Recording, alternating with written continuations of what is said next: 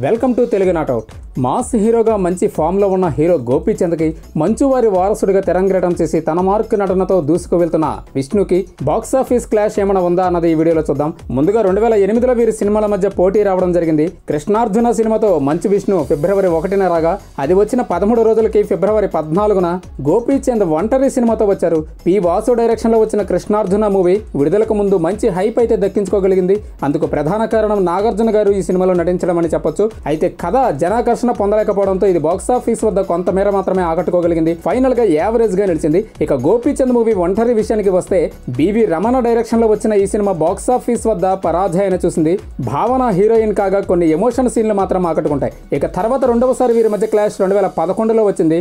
ముందుగా గోపీచంద్ వాంటెడ్ సినిమాతో జనవరి 26న వస్తే దానికి 15 రోజుల తర్వాత మంచు విష్ణు వస్తాడు నారాజు సినిమాతో వచ్చారు. బీవీఎస్ రవి దర్శకత్వంలో వచ్చిన వాంటెడ్ మూవీ మాస్ కమర్షియల్ అంశాలతో తెరకెక్కిన ఆకట్టుకునే కథనం లేకపోవడంతో బాక్సాఫీస్ వద్ద పరాజయాన్ని చూసింది.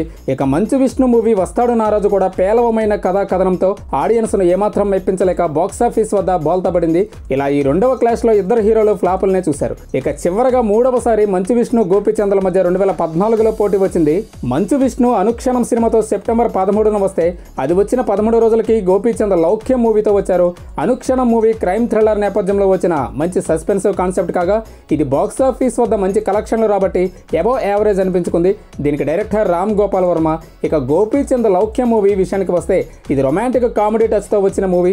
దీనికి డైరెక్టర్ శ్రీవాస్. గోపీచంద్ టైమింగ్ అలరిస్తుంది.